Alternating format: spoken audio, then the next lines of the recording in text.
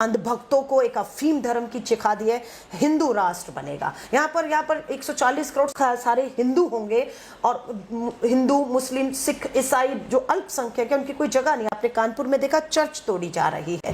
अखंड भारत का इनको सपना दिखाया। अखंड भारत मतलब अफगानिस्तान, पाकिस्तान, बांग्लादेश एक था, तो वो तो मुस्लिम राष्ट्र हैं। आप इन्हें ले लेंगे तो क्या सिर्फ जमीन लेंगे, यहाँ के लोगों को भी लेंगे। जब लोगों को भी लेंगे तो स्वाभाविक है वो मुस्लिम है सारे, तो ये हिंदू राष्ट्र नहीं फिर मुस्लिम राष्ट्र स्वीकार करेंगे, उनका धर्म परिवार। तो प्रधानमंत्री जी ने कहा कि तीसरा मौका उन्हें मिलेगा तो यही करने वाले हैं। संविधान को तार-तार किया, लोकतंत्र को तार-तार किया। तिरंगा जो संघ आरएसएस ने आजादी के बाद से अपने मुख्यालयों पे कभी लहराया नहीं था, उनके लिए एक रंग झंडा है और हम 3 रंग के झंडों को लेकर चल रहे हैं और उससे कोई समझौता नहीं होगा। हमने कहा था पीएफआई और बजरंग दल अगर कुछ भी हिंसा करता है, माहौल खराब करता है, उन पर कार्रवाई होगी, लेकिन उस बजरंग दल, अराजक हिंसक दल की तुलना बजरंग बली से जब की तो लोगों ने मुंह तोड़ जवाब प्रधानमंत्री जी को दिया कि आप विक्टिम कार्ड खेलना बंद करिए, आप धर्म की राजनीति बंद करिए। मुद्दा भ्रष्टाचार, महंगाई, बेरोजगारी, और कर्नाटका ने मुंह तोड़ जवाब दे दिया। यही 2024 में होने वाला। के नाम से एलर्जी होगी उस इंडिया ने जिसको खेलो इंडिया, जीतो इंडिया, न्यू इंडिया और प्रधानमंत्री जी प्राइम मिनिस्टर ऑफ इंडिया, और उसके बाद भाजपा का ट्विटर हैंडल खुद आप देखेंगे, हाँ BJP for India, for Bharat नहीं था। आज इतनी नफरत हो गई कि कोई भी चीज अगर ये 26 दल रखेंगे तो आप संविधान से सारा इंडिया का नाम हटाएंगे, आप सारे लोकतंत्र सब चीजों से कहां से हटाएंगे। इसका नाम ब्रजभूषण है और एक इनका विधायक मंत्री हरियाणा में भी बैठा हुआ है जिसपे यौन शोषण के आरोप हैं। विधायक हो हरियाणा का या इनका ये सांसद हो, दोनों को बचाने के लिए केंद्र की भाजपा सरकार, महिला बाल विकास मंत्री स्मृति ईरानी खड़ी हैं। तो ये साबित होता है कि ये सरकार बेटी बचाओ का जो नारा दे रही थी वो एक चेतावनी थी असले में कि हमें इन्हीं से, इनकी नेताओं से ही बेटियों को बचाना है। इसी हरियाणा में राम रहीम को 7वीं बार पैरोल मिलती है। कौन है राम रहीम? जिसपे बलात्कार, हत्याओं के मामले दोषी करार है, 20 साल की सजा है, उसे भाजपा ने 7वीं बार पैरोल पर बाहर लाया है। अब लेकिन मीडिया जो है पूरी तरह से दबाव में काम कर रहा है। छोटे छोटे यूट्यूबर या आप जैसे लोगों की तारीफ है कि जो सोशल मीडिया एक हथियार है उसका हम सब ने इस्तेमाल करना शुरू कर दिया कि अखबारें लिखे ना लिखे, टीवी दिखाए ना दिखाए, हम सबका अपना एक मंच है जिस मंच से हम अपनी बात को कर रहे हैं और आप जैसे लोग बात कर रहे हैं। हिंदुस्तान में बहुत बड़ा मुद्दा चल रहा मणिपुर, जिस मणिपुर को लगभग 86 दिन से ज़्यादा हुए और लगातार जब संसद में कोई भी अपोजिशन मेंबर उठता है उसको या तो सस्पेंड किया जाता है या डिस्क्वालीफाई किया जाता है। मेरे साथ है कांग्रेस के स्पोक्स पर्सन अलका लांबा जी, आपका बहुत बहुत स्वागत है। धन्यवाद। जिस तरह हिंदुस्तान में माहौल बन रहा है, जिस तरह मणिपुर में हो रहा है, कोई भी अगर आवाज़ उठाता है और वहाँ पे उसको या तो डिस्क्वालीफाई किया जाता है या फिर संसद से सस्पेंड किया जाता है। देखिए अनेकों उदाहरण हैं जिससे साबित होता है कि जब राहुल गांधी जी बोलते हैं कि देश में लोकतंत्र की हत्या हो रही है, संविधान को ताक पर रख दिया गया है, संवैधानिक संस्थाओं का दुरुपयोग हो रहा है, तो अनेकों उदाहरण हमारे सामने आ जाते हैं। आज आप मणिपुर को लेकर आप चिंतित हैं, पर क्या 140 करोड़ का देश का प्रधानमंत्री उतना ही चिंतित है? यहाँ से पता लगता है कि संसद का मानसून सत्र चल रहा है। 26 राजनीतिक दल जो इंडिया के तहत हैं लगातार मांग कर रहे हैं कि नियम 267 के तहत चर्चा हो। क्या कहता है 267? कि प्रधानमंत्री जी को सदन में उपस्थित रहना है, प्रधानमंत्री जी को मणिपुर पर जो भी उसकी सरकार की जानकारी है उसे सदन को दे, देश को बताएं, और जो विपक्षी दल अभी भी अपना मणिपुर का दौरा करके आए हैं, जो उनको सच्चाई मालूम है, वो सदन के पटल के माध्यम से देश और प्रधानमंत्री जी को बताएं। पर प्रधानमंत्री जी लगातार चर्चा में हिस्सा लेने की बजाय, भाग लेने की बजाय चर्चा से भाग रहे हैं। कहां व्यस्त है प्रधानमंत्री जी? अगर आप ये देखेंगे तो पता लगेगा प्रधानमंत्री जी चुनावी राज्यों में, चुनावी दौरों में व्यस्त है। प्रधानमंत्री जी इसी मणिपुर के जलते हुए आपको फ्रांस और अमेरिका, मिस्र और यूएई में मिलते हैं। वो विदेशी दौरे और चुनावों में उनकी प्राथमिकता पे एक जलता हुआ राज्य जहां पर 50,000 लोग, जिसमें 10,000 बच्चे भी हैं, वो लगातार राहत शिविरों में हैं। लोगों के काम धंधे खत्म हो चुके हैं। 2 बेटियों का जो वीडियो वायरल हुआ, किस तरीके से उनके साथ व्यवहार हुआ मैं बता नहीं सकती हूँ। आज भी वो बेटियां कहां खड़ी हैं? दिल्ली सुप्रीम कोर्ट की दहलीज पर न्याय के लिए खड़ी हैं। अगर प्रधानमंत्री जी 10 दिन हो गए संसद सत्र चल रहा है, आपने वहां खड़े होकर मणिपुर की बात कर दी होती, उन बेटियों को न्याय की उम्मीद जगा दी होती, तो आज उन्हें दिल्ली की दहलीज पर सुप्रीम कोर्ट से के दरवाजे पर ना खड़ा होना पड़ता। लेकिन पीएम मोदी ये कहते हैं ट्रिपल तलाक जैसा बिल और बेटी पढ़ाओ बेटी बचाओ जैसी स्लोगन्स जो है वो चाहते हैं कि जो महिलाओं का सम्मान है वो बढ़े। इस तरह इसको किस तरह देखते हैं आपको आप? क्या लगता है लाल किले की प्राचीर से खोखले नारे और जुमलेबाजी से बेटियों के जो हालात है वो बदल जाते हैं? कल ही सरकार से जब सवाल पूछा गया तो उन्होंने नेशनल क्राइम रिकॉर्ड ब्यूरो के आंकड़े पेश किए और बताया कि मात्र पिछले 2 सालों में इस देश में 13 लाख से अधिक बेटियां जो हैं, लड़कियां, वो लापता हैं। थानों में एफआईआर है। 13 लाख तो सरकारी आंकड़ा है, नंबर इससे ज्यादा है। कहां है ये 13 लाख बच्चियां जो बेटी बचाओ के नारे के तहत बचनी चाहिए थी? वो कहां है? वो मानव तस्करी का शिकार हुई है, वेश्यावृत्ति में धकेली गई है, मानव तस्करी के साथ अंगों की तस्करी का कहूं, जहां पर फैक्ट्रियों में अवैध रूप से इनसे मजदूरी ली जा रही है, उनका शोषण हो रहा है। ये लड़कियां गायब है, सरकार की कोई जवाबदेही नहीं। 5 राज्य में मध्य प्रदेश नंबर 1 में आया है इन महिला जो हमारी बेटियां लापता हैं, जहां भाजपा की सरकार है। दूसरे में बंगाल, तीसरे में महाराष्ट्र, चौथे में दिल्ली राजधानी है और 5वें में जम्मू कश्मीर आता है। 5 राज्यों में 4 राज्यों में भाजपा की सरकार है, जहां पर 13 लाख बेटियां गायब है। सरकार की कोई जवाबदेही नहीं है कि वो बेटियां कहां हैं। इन 13 लाख परिवारों के 26 लाख माँ और पिता, भाई बहन धक्के खा रहे हैं, सरकार जवाब नहीं दे रही है। लेकिन जिस तरह आपने बेटियों की बात कही, कुछ दिन पहले रेसलर्स यहाँ पे प्रोटेस्ट में बैठे थे और ब्रिजभूषण शरण सिंह की मांग कर रहे थे उनको रिमूव किया जाए, उनको हटाया जाए, लेकिन उन पे तो कोई कार्रवाई हुई नहीं। जिन्होंने मोदी सर ने इस्तेमाल किया उनको डिस्क्वालीफाई कर दिया जाता है। इसको किस तरह देखते हैं आप?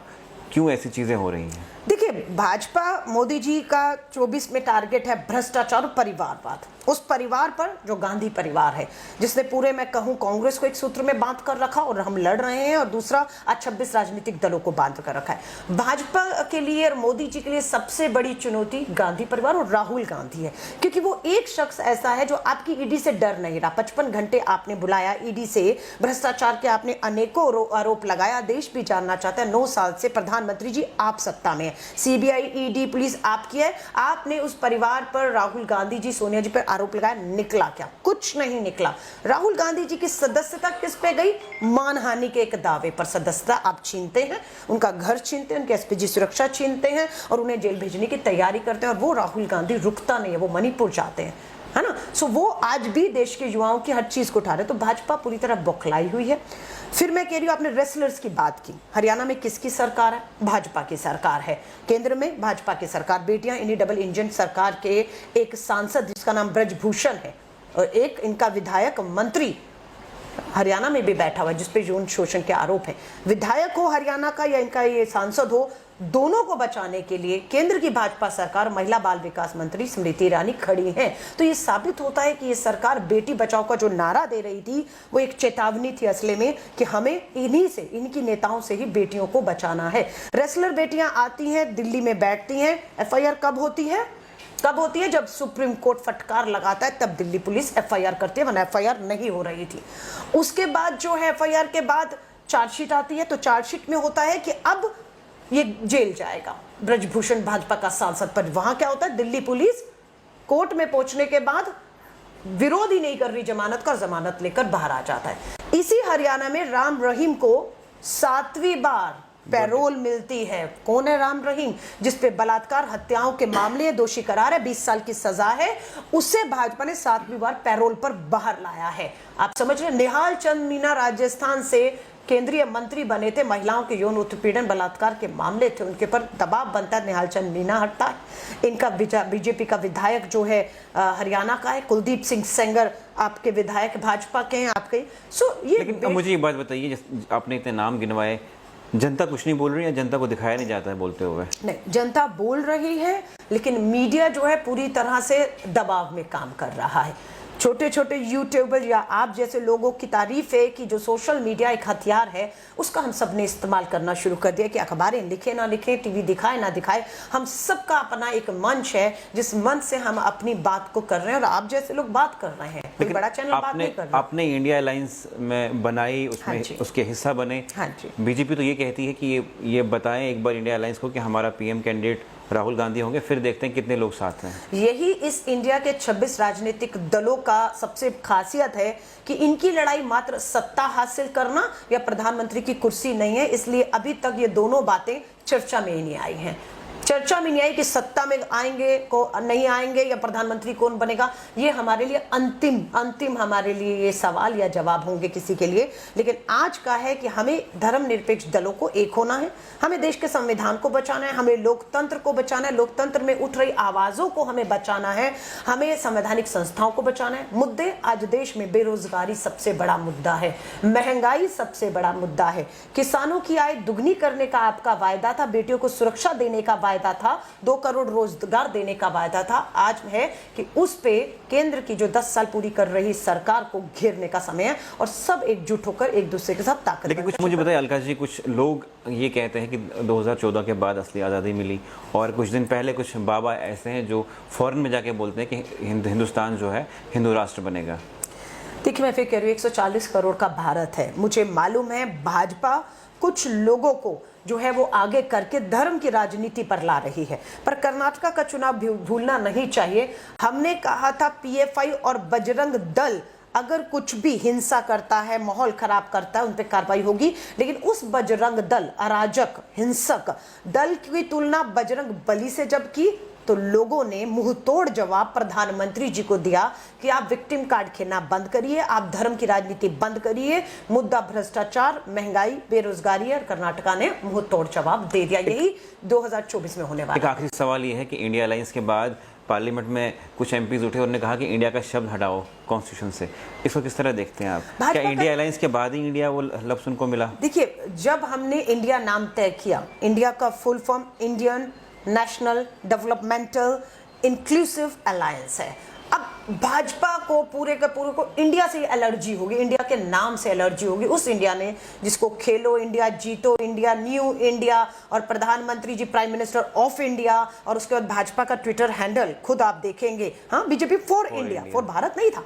आज इतनी नफरत हो गई कि कोई भी चीज अगर ये 26 दल रखेंगे तो आप संविधान से सारा इंडिया का नाम हटाएंगे, आप सारे लोकतंत्र सब चीजों से कहां से हटाएंगे? भारत हो या इंडिया, हम सबको मालूम है एक ही बात है और एक ही विचार है जिसे लेकर गांधी जो है वो लड़ रहे हैं। आप ये भी इल्जाम लगाते हैं कि जो भाजपा है वो जो फ्लैग है, इंडियन फ्लैग, उसको नहीं मानते, वो चाहते हैं इसको भी रिप्लेस करें भगवा से। नहीं, बिल्कुल, उनको अगर मौका मिलता है, जैसे प्रधानमंत्री जी ने कहा कि तीसरा मौका उन्हें मिलेगा, तो यही करने वाले हैं। संविधान को तार-तार किया, लोकतंत्र को तार-तार किया, तिरंगा जो संघ आरएसएस ने आजादी के बाद से अपने मुख्यालयों पे कभी लहराया नहीं था, उनके लिए एक रंग झंडा है और हम 3 रंग के झंडों को लेकर चल रहे हैं और उससे कोई समझौता नहीं होगा। स्वाभाविक है, अंधभक्तों को एक अफीम धर्म की चिखा दी है, हिंदू राष्ट्र बनेगा। यहाँ पर 140 करोड़ सारे हिंदू होंगे और हिंदू, मुस्लिम, सिख, ईसाई जो अल्पसंख्यक है उनकी कोई जगह नहीं। आपने कानपुर में देखा चर्च तोड़ी जा रही है।